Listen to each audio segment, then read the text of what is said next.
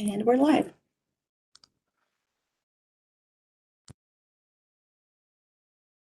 Hello, everyone, and welcome. My name is Kate Hausbeck-Corrigan. I'm the Vice Provost for Graduate Education and Dean of the Graduate College here at UNLV, and I'm so happy to welcome you to our 8th annual Rebel Grad Slam 3-minute thesis competition. We would like to begin by acknowledging that UNLV is situated on the traditional homelands of Indigenous groups, including the Nuwu or Nuwuvi, Southern Paiute people, descendants of Tadinu or desert people. We honor and offer gratitude for those who have stewarded the land, for the land itself, and for the opportunity to create a thriving, diverse, inclusive, and just scholarly community here today that works for a better tomorrow for all. So the judges have been briefed, and the slammers, well, they were the winners last week during the preliminary round, so they know the routine. But give me a moment to go over some key information to make sure our audience is all on the same page with us and to kick off this semifinal round of our Rebel Grad Slam 3MT Virtual 2021 edition. So the 3-minute thesis, or 3MT as we call it, was developed at the University of Queensland in Australia in 2008. It spread to other universities in Australia and New Zealand in 2009 and 2010. But by 2011, the 3MT competition was such a hit that it began to spread around the globe. And now more than 600 universities in over 65 countries hold these 3-minute thesis competitions each year. In 2014, UNLV held our own first 3MT competition, and we dubbed it the Rebel Grad Slam. And this year is our 8th annual Research Rumble. So welcome. The 3MT is important to us here at UNLV and to other universities that participate in the competition because it is such a fantastic opportunity for our graduate students to learn how to convey who they are, what they study, why they study it, how they study it, and what they have found or expect to find, all in an engaging manner that everyday audiences can understand. It's a great opportunity for students to build public speaking and communication skills and to polish their elevator speech, to be able to describe what it is they do as graduate students, whether they're talking to family, friends, neighbors, or strangers in elevators. It's worth noting that our slammers come from all over campus, and a very wide range of disciplines have been represented in this year's competition, as always. Some of our slammers are first-year students, some even in their first semester. Some are master's students, others are doctoral students, some are advanced doctoral candidates who are almost done earning their doctoral degree. So we have a broad array of competitors. Today, then, we have a group of UNLV students who have moved on to the semifinals here. Each will present their research in 3 minutes or less using one slide that they have designed and no props and no notes. We will introduce each student and then start the timer when they begin to speak. If any competitor goes over 3 minutes, even by a small utterance, they will be eliminated from the competition. Slammers are, of course, encouraged to pace themselves and to use their 3 minutes wisely without going over. And it's definitely not easy, but it's what 3MT is all about. So slammers, please make sure your microphone is on mute and your video is off while others are competing. Please only turn yours on when it is your turn to present. We ask everyone to please stay for the whole session so that we don't interrupt any slammers. We have allowed the competitors to choose to either sit or stand, whichever they prefer. Some of our competitors may opt to wear a mask. So some of them are in places that are public or that have other folks in them. And in those circumstances, of course, we encourage everyone to be safe and to wear their mask. Mask wearing is optional and will not have any influence on the judges. No one will be scored up or down based on the presence or absence of a mask. Likewise, audience, we ask for your forbearance as sometimes there are Wi-Fi connectivity issues or unexpected background noise. We've asked our competitors to just continue best as they can, regardless of what's going on around them. If we have Wi-Fi connectivity issues, We'll simply briefly pause and then resume competition. So please remember, slammers, that no one may read your presentation or have any notes or reminders or cheat sheets in front of you. And judges, you have your scoring rubric. We'll be giving you 90 seconds between each competitor to score each slammer. So the judges will be assessing the competitors based on metrics which total 24 points in 4 major categories. They are comprehension, content, engagement, and communication. Each judge will independently score each competitor. Judges will not penalize competitors for wearing masks or for unanticipated disruptions that are beyond the slammer's control. Judges will have 90 seconds to score each competitor, and then at the very end of the session, we will tally all of the judges' combined scores for each slammer, and then we will announce all the winners right here before the end of this session. As a friendly reminder, the top 3 slammers with the highest scores in this session will advance to the finals that will be held tomorrow at 4 p.m. So I would like to note that this round of competition is being held live in WebEx and will be simultaneously aired live on the Graduate College's YouTube channel. So welcome to those of you watching on YouTube. And to give you a sense of this year's competition, I want you to know that we have had over 100 students compete in this 8th annual Rebel Grad Slam, and that is by far the highest number ever.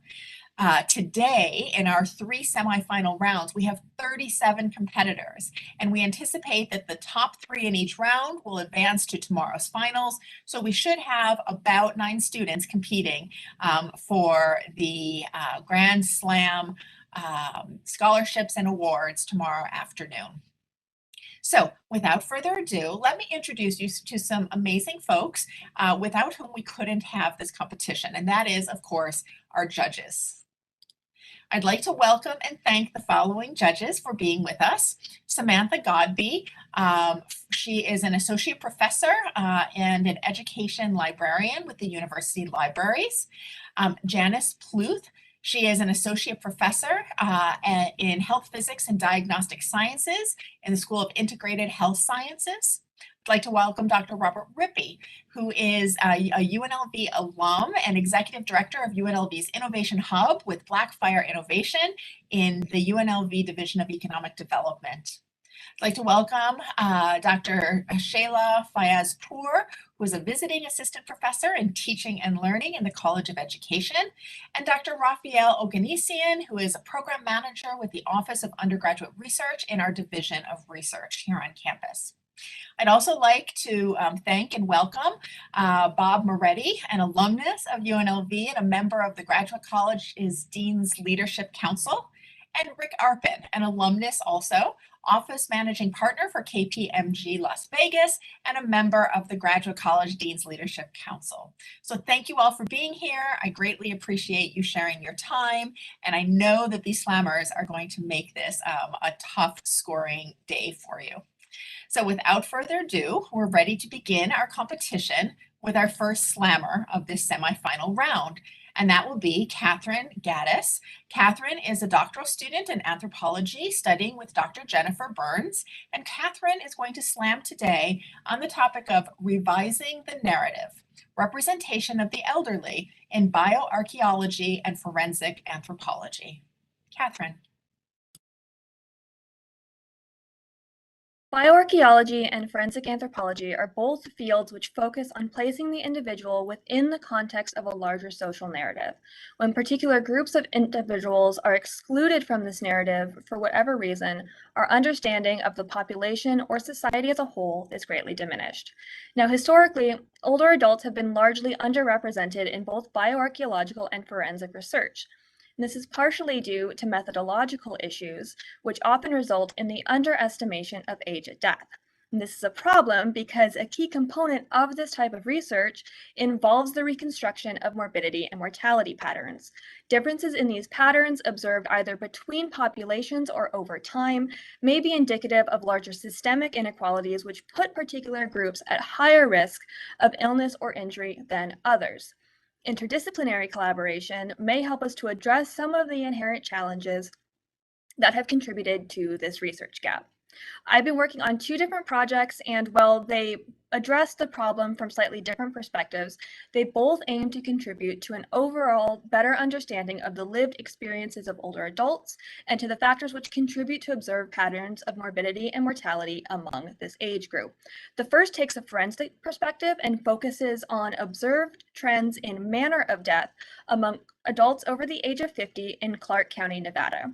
The graph on the screen represents preliminary data collected from the Clark County Office of the Coroner and Medical Examiner and shows percentages of adults who have died under different circumstances over the past 5 years.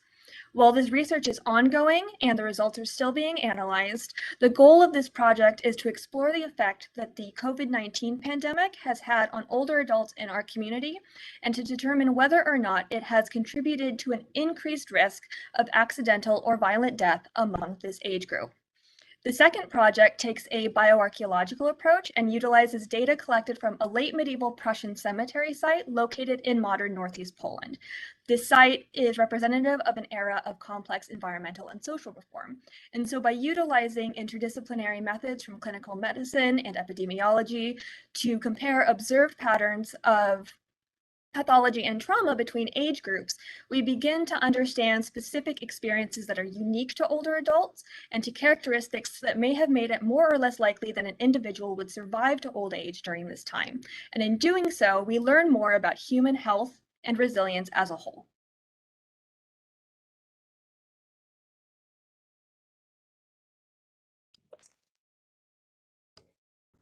Thank you very much, Catherine. Judges, I now ask you to score Catherine. You have 90 seconds. Thank you.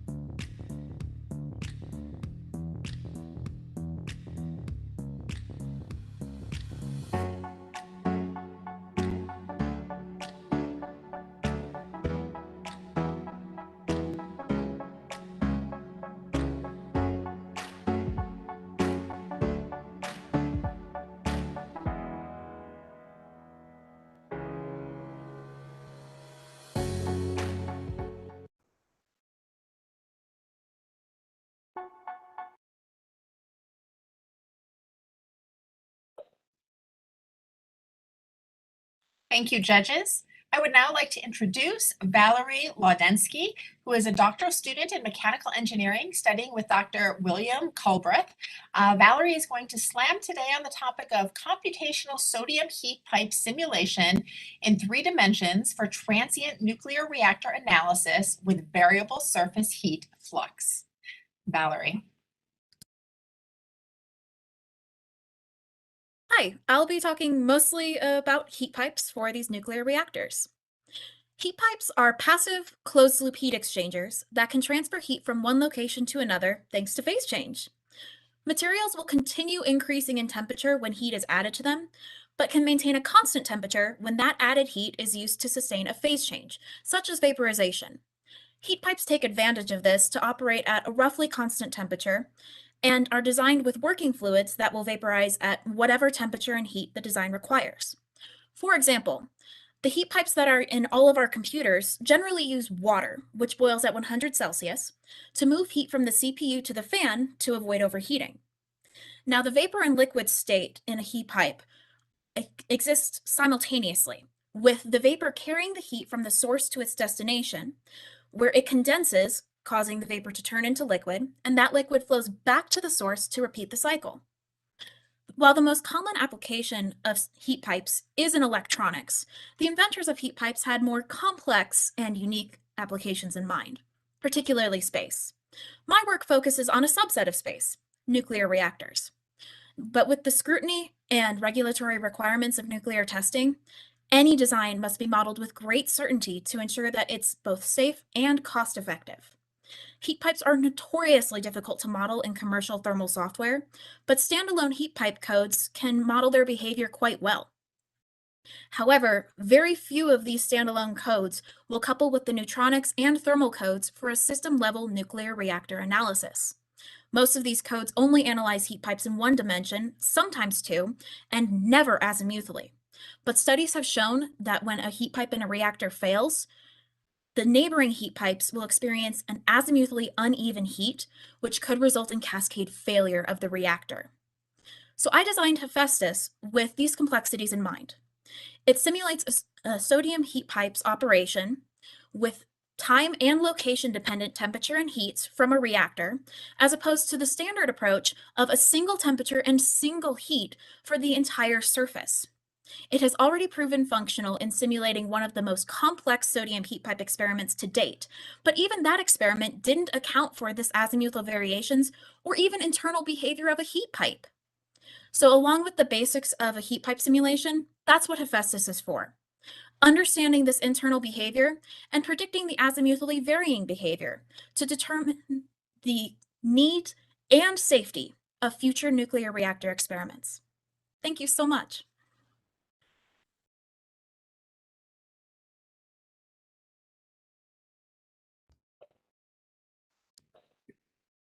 Thank you very much, Valerie. Judges, you have 90 seconds for your scoring. Thank you.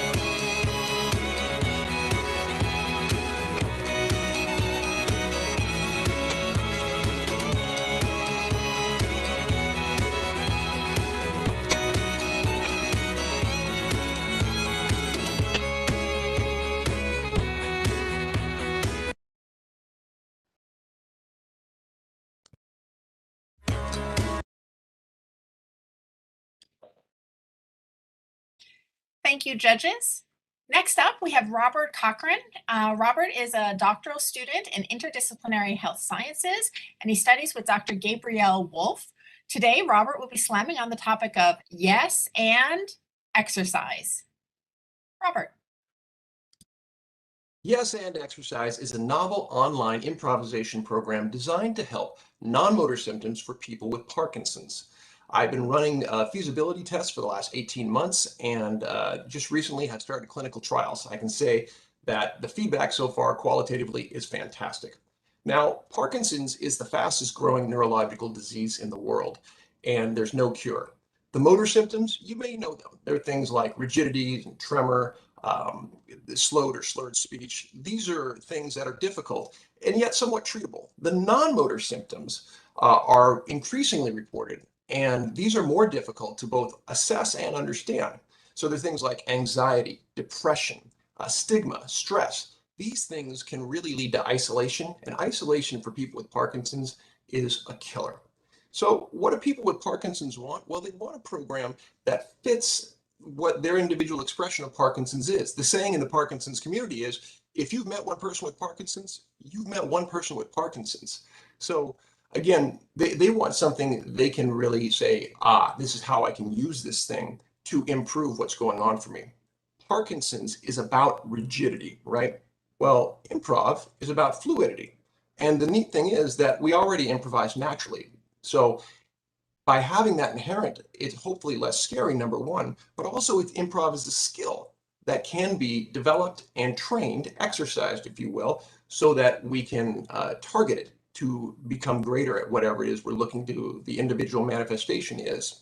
There was a scientific study done at UCSF a couple years ago where they looked at improvisers in an fMRI machine. And what they found was that the rostral prefrontal cortex, that area where self-expression takes place, that really widened out. The blood was flowing. Well, the dorsolateral prefrontal cortex, that area shut down. What does that mean? It means they were flowing. They were having novel thoughts. This is creativity. This is improvisation, connecting the known to the unknown, memories to emotions. This is all exciting stuff, can lead to discovery and transformation. Why that matters for people with Parkinson's? Well, exactly that rigidity.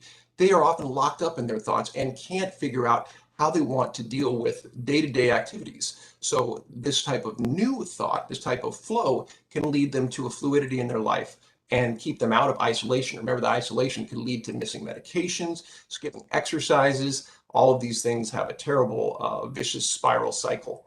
Lastly, just remember that you may think, we use yes and to say, yes, I have Parkinson's, and here's what I'm going to do about it. You might say, well, that's just two words. Well, a 25-pound dumbbell is just cast iron, unless you are trained to use it and therefore develop the muscle and the skill to get the benefit from it. Yes, and exercise develops and helps. Thank you.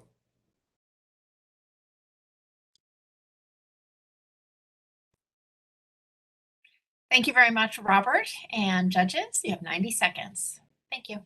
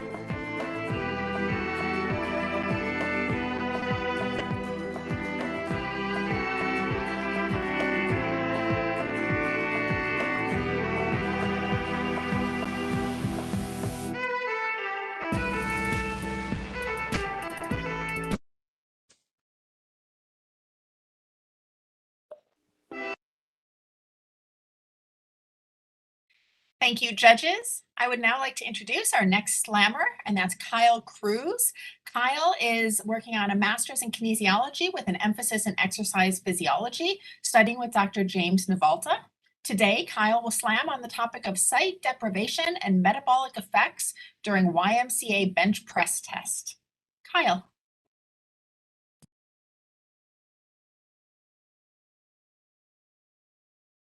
Please, if you're sitting down, I request that you stand up as I stand up with you.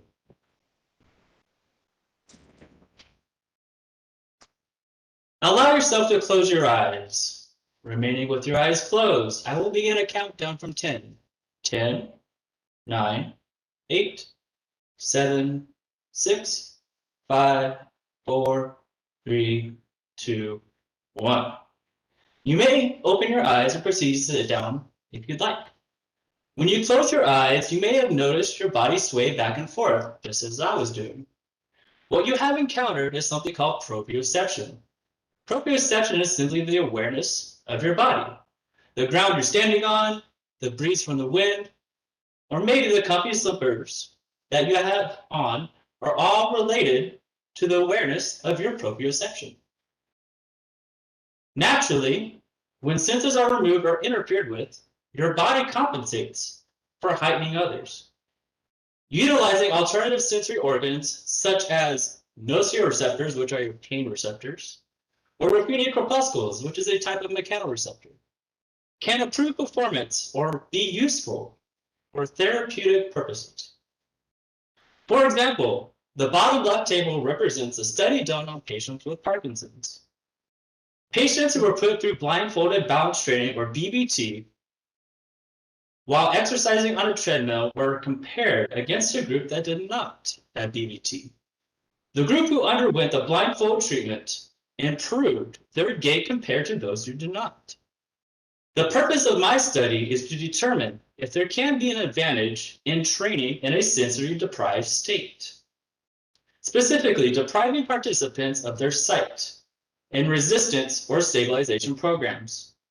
Excluding the sense of sight provides an environment in reducing the distractions and the ability to train your body's proprioception. In addition, other studies have shown that the perceived exertion of exercise is reduced in sight-deprived settings, as shown in the bottom right.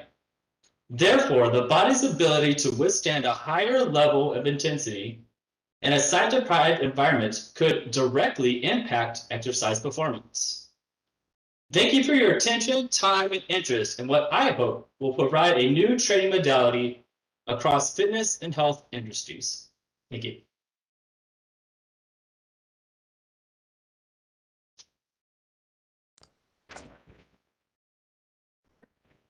Thank you, Kyle.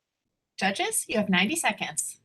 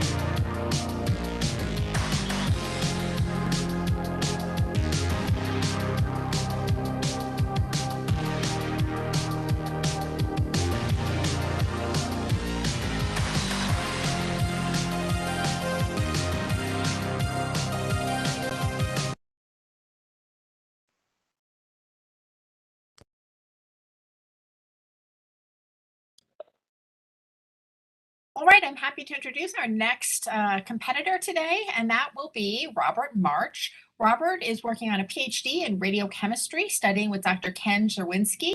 Robert's going to slam on the topic of stability of a radium-228 complex for targeted alpha therapy. Robert. Thank you. Cancer.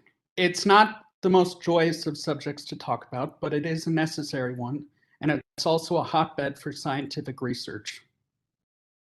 Current cancer treatments, including chemotherapy, have a lot of harsh side effects, including hair loss, among others.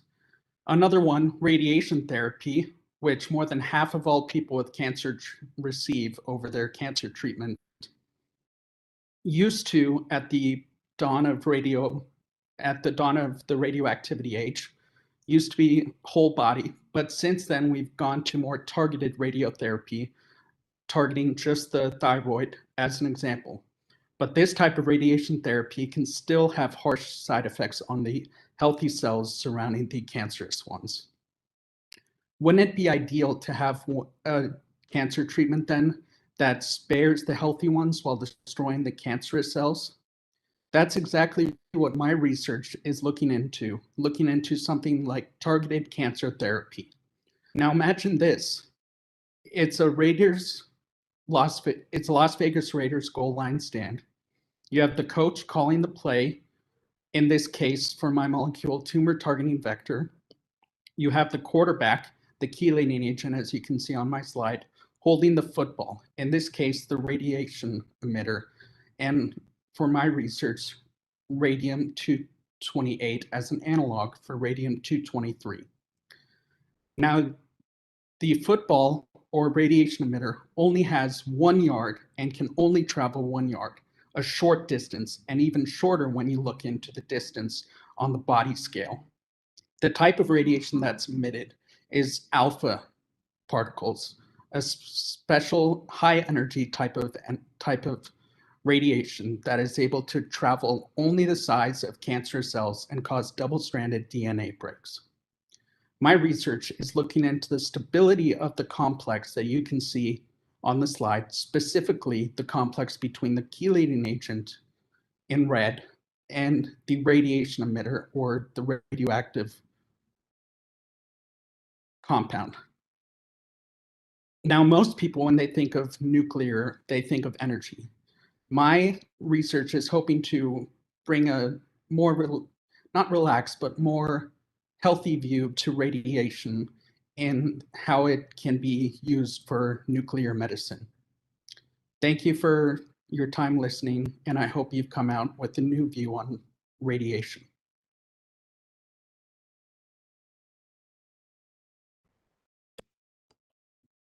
Thank you very much, Robert. We'll go into our 90-second scoring window now.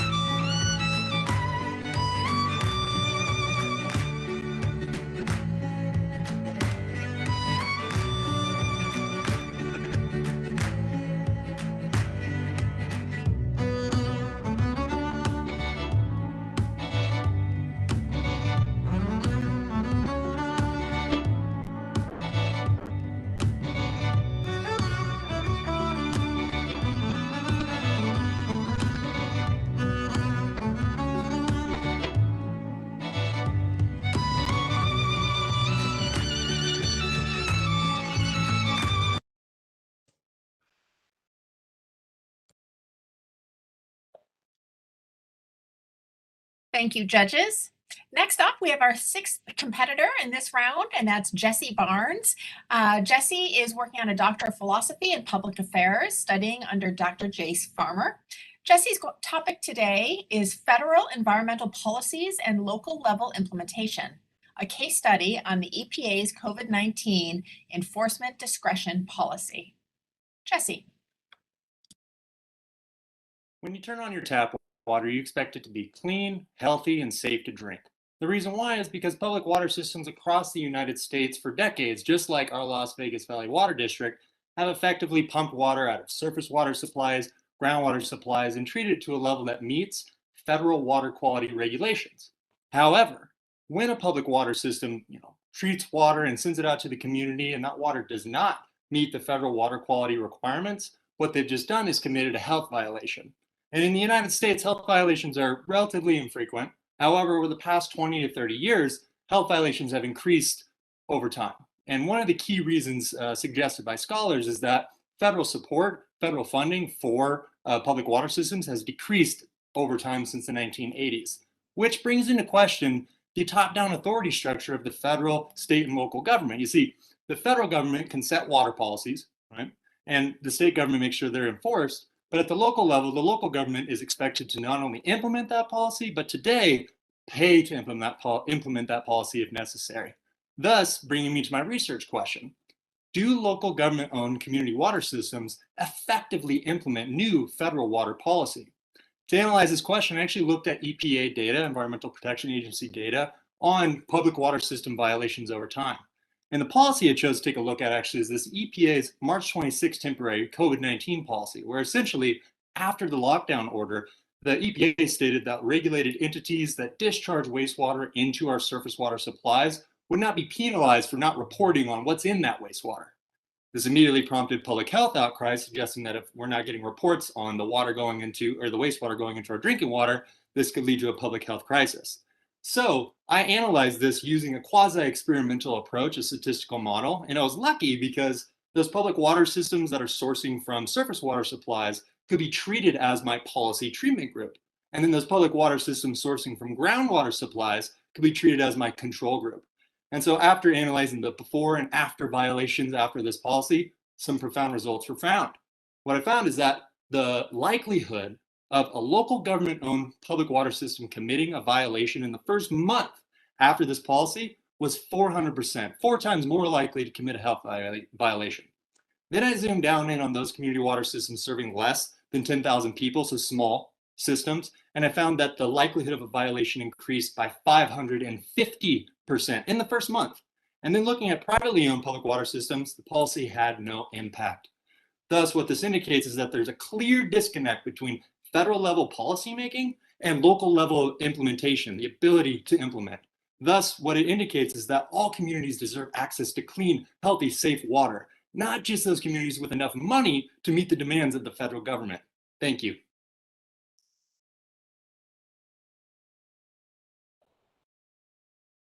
Thank you, Jesse. And now we'll enter our 90-second scoring period. Thank you.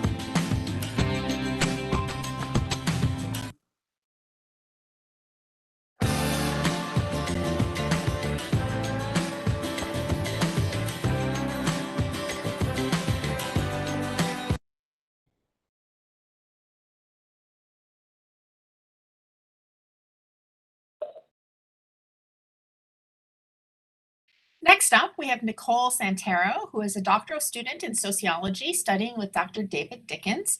Nicole is going to slam on the topic of understanding misinformation in pop culture fandom, a case study of BTS fans. Nicole. Misinformation continues to be a critical problem. Right now, COVID-19 misinformation is so dire that it's been declared a public health crisis in areas including here in Clark County. And if you're on social media, you're exposed to inaccurate and misleading information every single day.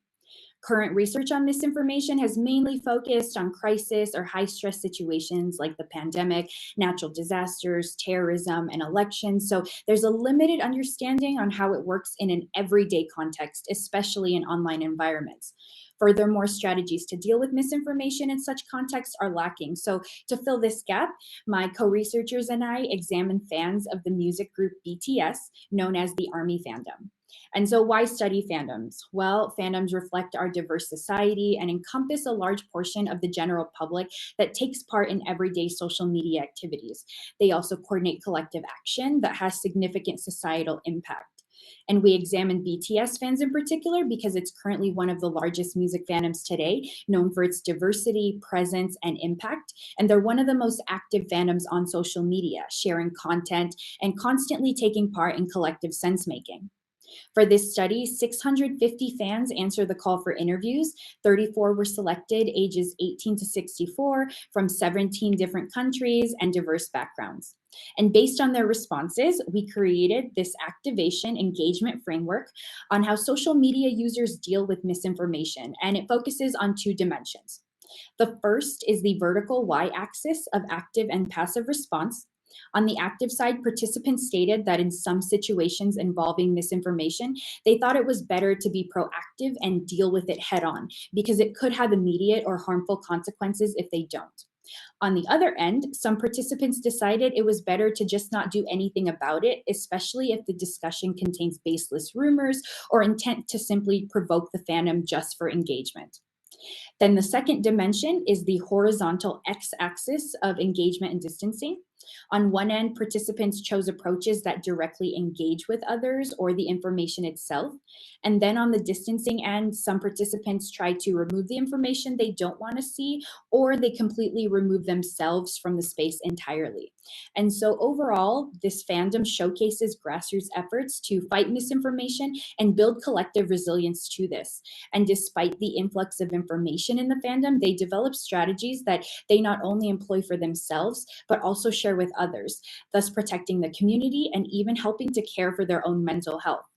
And by using this framework, it could help future researchers and even tech designers think about more robust and comprehensive design spaces on how new media tools can support misinformation response at both individual and community levels. Thank you.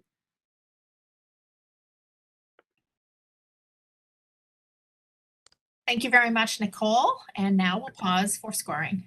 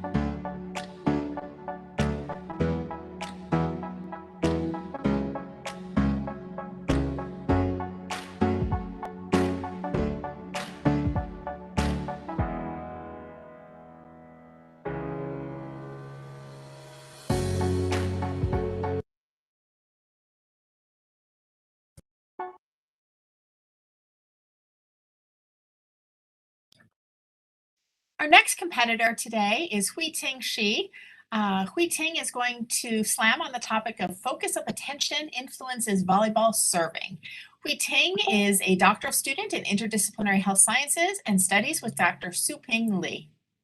Hui-Ting. If you're instructed to teach someone how to serve a volleyball, how would you instruct them? And how powerful do you think your words are? In a world of motor learning, verbal instructions are unbelievably powerful, such that changing a few words can change the whole story. And this is a story I'm going to share with you today. In sports field, we use instructions to guide people's focus of attention. An external focus directs the attention to the effect of the movement, whereas an internal focus directs it to their own body.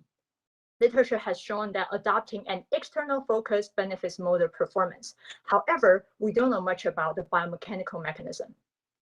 This current study aims to investigate how different attentional focus instructions affect volleyball serving, and more specifically, what's the underlying biomechanical mechanism. We recruited 20 volleyball players. They were instructed to serve a volleyball towards a bullseye target over a net. Each of them performed the task under 3 different conditions: the internal focus, proximal external focus, and distal external focus. Respectively, we asked them to concentrate on their hand, the center of the ball, and the bullseye when serving a ball. We recorded their arm movement as well as the ball's trajectory. And we use uncontrolled manifold analysis, UCM, to analyze their movement variability. UCM divides the variability into 2 types: UCM parallel and UCM perpendicular.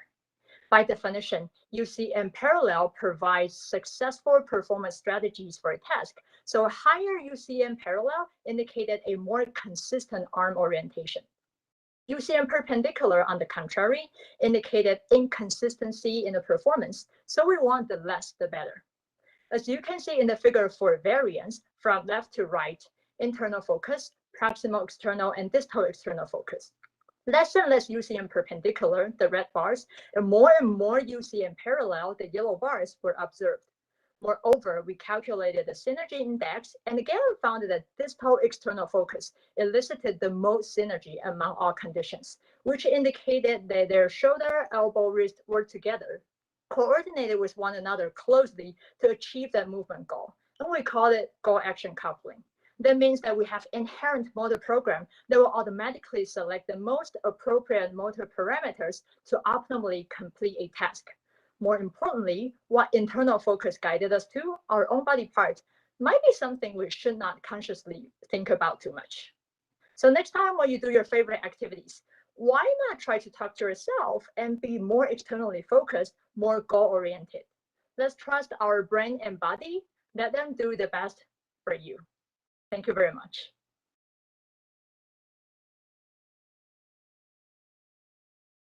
Thank you, Hui Ting. And now we'll do scoring for 90 seconds.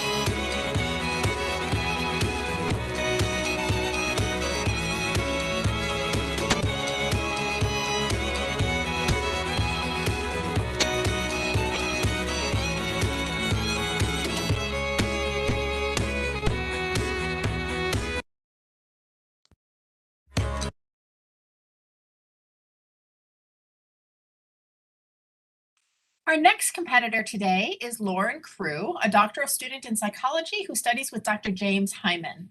The title of Lauren's slam today is Altered Theta Rhythm and Hippocampal Cortical Interactions Underlie Working Memory Deficit in a Hyperglycemia Risk Factor Model of Alzheimer's Disease. Lauren. Hello. So my big question is, what can cause Alzheimer's disease? Well, research has shown that diabetes is a common risk associated with the development of Alzheimer's disease. So I was curious to see if there are similar behavioral and brain impairments in diabetes that we see in Alzheimer's disease. To investigate this, I trained rats on a simple working memory task where they had to alternate between left and right choice arms following a variable short or long delay. During the delay period, what requires the remembering which arm held the reward. And requiring this depends on the interactions between two brain areas, the anterior cingulate cortex, or the ACC, and the hippocampus, or the HC. Once trained, rats were then given type 2 diabetes by injecting them with streptozotocin, or STZ, as shown here on the slide, and then implanted them with electrodes aimed at the ACC and the hippocampus.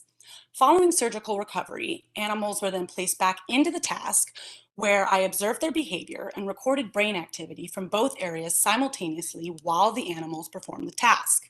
Behaviorally, I found that as the delay period increased, STZ animals, or our diabetic/experimental animals, performance accuracy decreased. In these animals, memory impairments were observant, which is similar to what we see in Alzheimer's disease. So what's going on in the brain? Well, when animals choose correctly, there is synchronized communication between the ACC and hippocampus. Here I show not only an overall increase in the interactions between brain areas in diabetic rats, but also an increase specifically during error trials. That is, instead of alternating, animals consecutively chose the same arm. I found this very interesting because under normal circumstances, there's actually a lack of synchrony or miscommunication between areas during error trials. However, I observed what we collectively call hypersynchrony, or too much communication between areas in diabetic rats. This finding suggests that these brain interactions relies on a very sensitive form of communication, allowing for efficient cognitive functioning, and when disrupted, memory impairments occur. Finally, I show here that diabetic animals had an increase in hyperphosphorylated tau, which is one of Alzheimer's disease major pathological hallmarks. So overall, I show here that not only is there a similarity in cognition between diabetes and Alzheimer's disease, but also that these cognitive impairments are linked to a similar function of brain region interactions and biological processes, thus suggesting a significant relationship between diabetes and the development of Alzheimer's disease. So the next time you're thinking about how your health affects you right now, think about how it actually affects you in the future and in the long term. Thank you.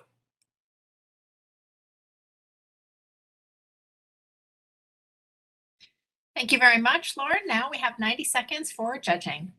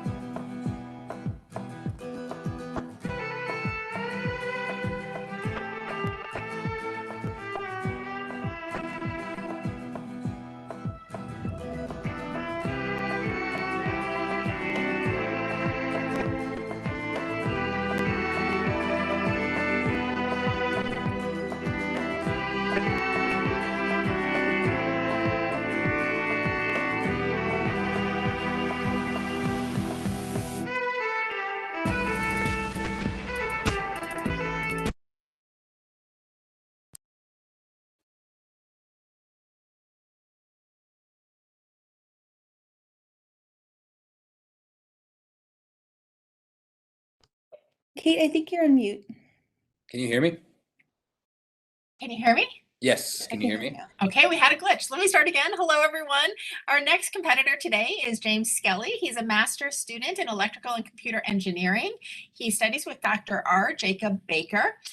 James is going to slam today on the topic of monitored compression therapy for the enhanced treatment of chronic venous insufficiency, or CVI. So, James. Thank you.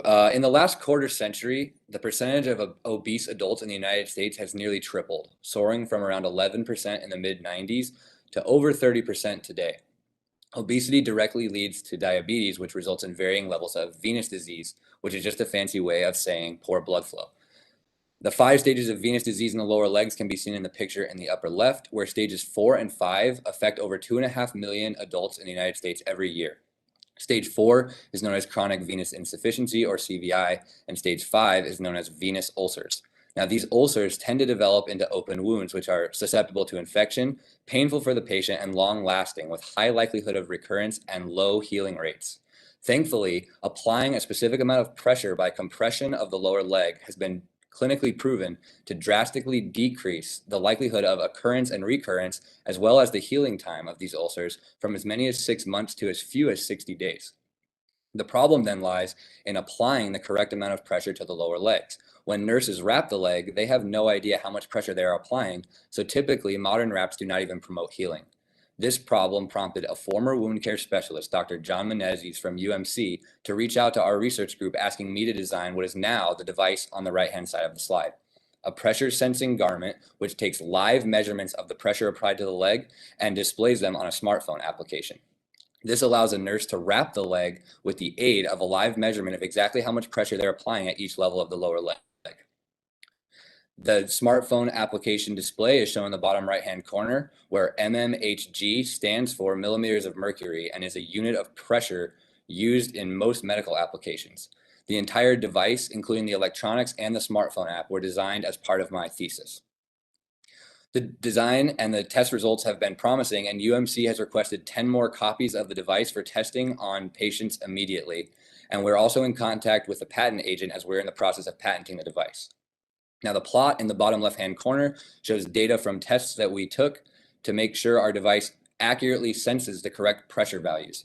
The blue data points are just a reference, and they tell us where our measurements should be, and the red data points are our actual measurements from our device. And notice how the red data points follow a near identical slope or rate of change as the blue data points, though they lie slightly higher on the plot because we introduced a slight offset so that they would not overlap for better visibility. If we simply subtract out that offset in our program, we get accurate pressure readings. We have plans in place to make the sensors significantly smaller, to hide the wiring, and to use a thinner garment to make the device as comfortable as possible for patients. And with these improvements in mind, Dr. Menezes and I are hopeful that we can treat and enhance the treatment of venous disease at all 5 stages for as many patients as possible in the United States and hopefully abroad. Thank you very much. Thanks very much, James. And now we'll go to 90 seconds of scoring. Thanks, judges.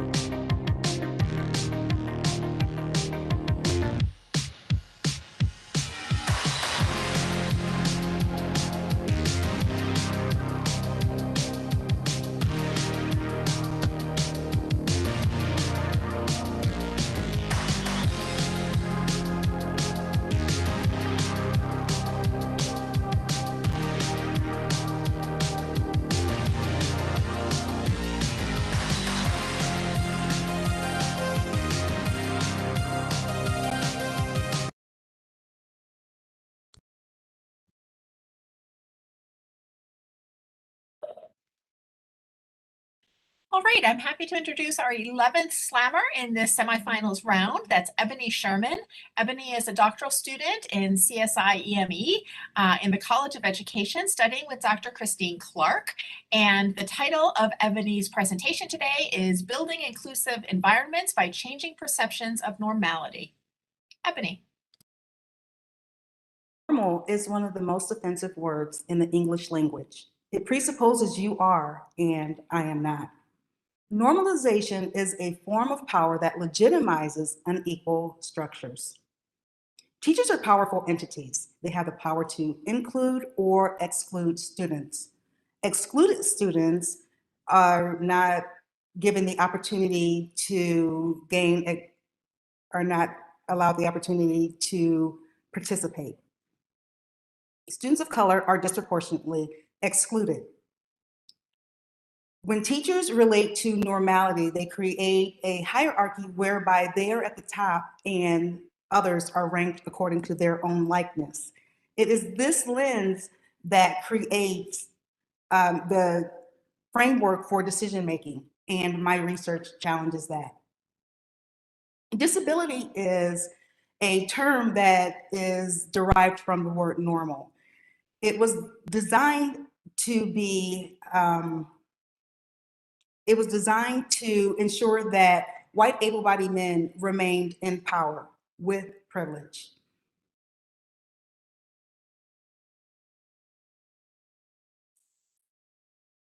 Disability is a demoralizing term. Its only purpose is to exclude. People are not disabled. Watch them. They do amazing things every day. Ability is a paradigm ability is a spectrum that includes all of us, not just a select few. Historically, classrooms have been designed to accommodate able-bodied students who fit within the range of normal. Our country has fought vehemently against inclusion in the classroom.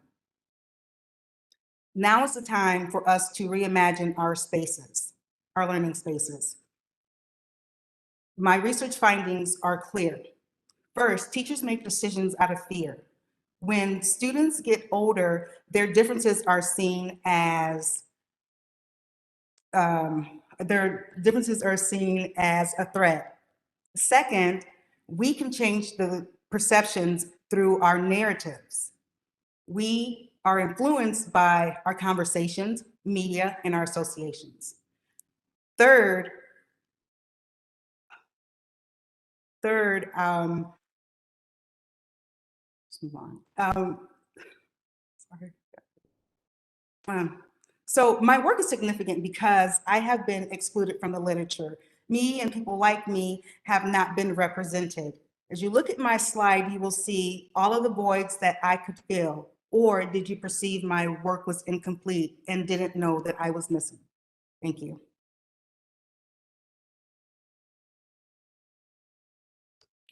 Thank you, Ebony. And now we'll go to 90 seconds of scoring with the judges.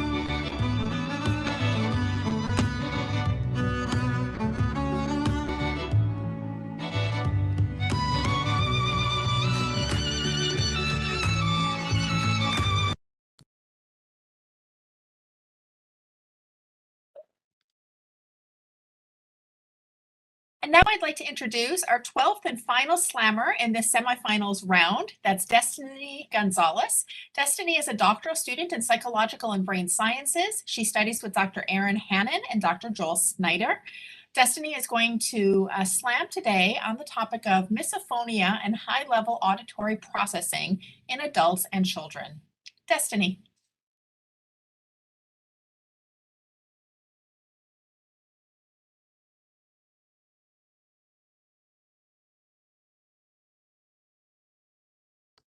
Destiny, you're on mute. Can you hear me now?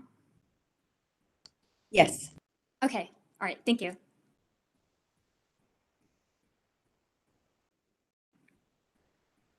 I'm ready to go whenever you are.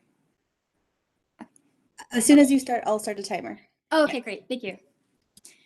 If someone was eating loudly next to you, how would you feel? Would you be bothered or stressed? How about happy or even relaxed? If you fit with the former group, you're likely experiencing misophonia, literally meaning hatred of sound. If you're identifying more with the latter description, ASMR is more likely the case, especially if you feel tingling sensations on the back of your head and shoulders. These differ from frisson, more widely known as musical chills, where goosebumps or teary eyes develop in response to highly pleasurable music. What these three phenomena share in common is high-level auditory processing, in which the personal meanings associated with these sounds influence our reactions. In other words, sounds that you find comforting might be upsetting for someone else. If our reactions to meaningful sounds are so subjective, then what factors can help us predict a positive from a negative reaction, and more importantly, a normal from an abnormal response? Most people, the general population, are bothered by generally annoying sounds, such as a baby crying or a nail scratching on a chalkboard. However, people diagnosed with misophonia experience intense adverse reactions to everyday triggers, such as breathing, smacking, tapping, and other repetitive sounds. Symptoms include anger and anxiety, as well as the strong desire to escape or avoid environments with these particular sounds. Though this condition seems rare, up to 15 to 20% of the general public, or 1 in 6 adults, may have some degree of misophonia. The Misophonia Research Fund is advancing scientific breakthroughs to advance this research, as well as end suffering from misophonia. The UNLV Music Lab, the Auditory Cognitive Neuroscience Lab, and the Psychophysiology of Emotion and Personality Lab have formed an interdisciplinary team to assist their mission and address important gaps in the research literature. What we are interested in is the individual differences in reactions to these meaningful sounds, as well as their music and language background and other demographics that could potentially predict the development of misophonia sensitivity. We are particularly interested in the development of musicality and how that might be related to misophonia sensitivity over time, as well as other sound sensitivities and comorbidities, such as tinnitus and other anxiety disorders. If misophonia sensitivity is correlated with the sensitivity to other musical sounds, then we are predicting that higher scores in general musical sophistication will be significantly and positively correlated with misophonia sensitivity in adults and children. In this case, we expect to see enhanced facial emotional responses, as well as high-level brain responses to positively and negatively valent sounds. With our research, we hope to shed light on the individual differences that can determine whether someone will develop misophonia over time, as well as improve the interventions for subclinical and clinical populations of misophonia. Thank you.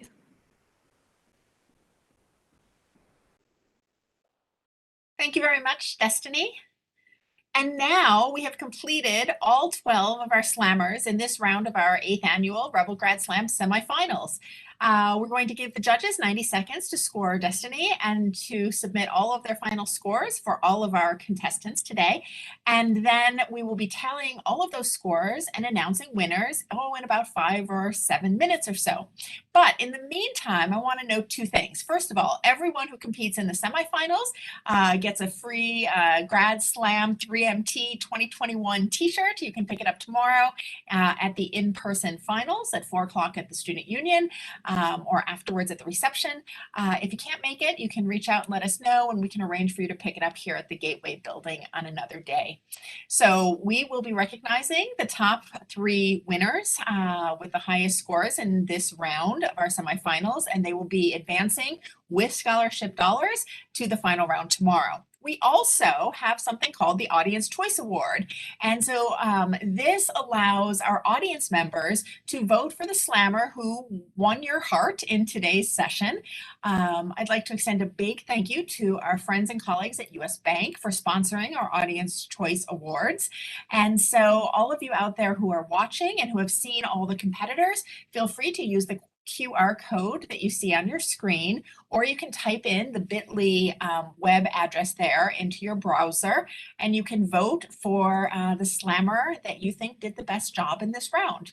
So audience, please vote. Judges, please finish your voting so that we can tally, and we'll be right back in a few minutes to share the good news on the winners of this round. Thank you again, everyone. It's been terrific. See you in a minute.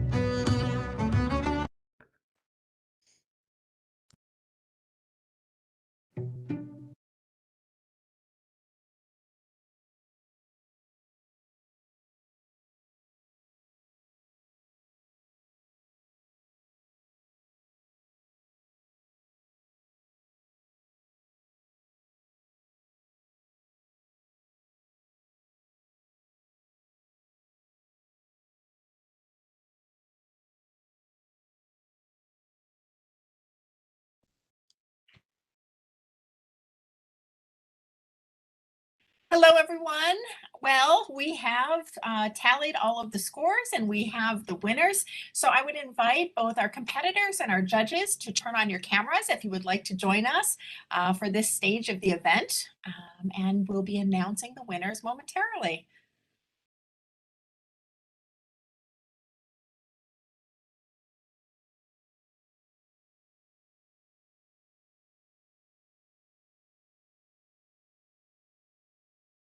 So our audience choice winner, sponsored by US Bank, gets a $100 scholarship. And the audience choice winner for this round of the semifinals is Valerie Laudensky. Valerie, congratulations.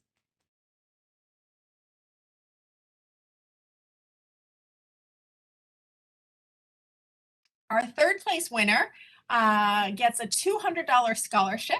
And I'm happy to say the third place winner is Nicole Santero. Congratulations, Nicole.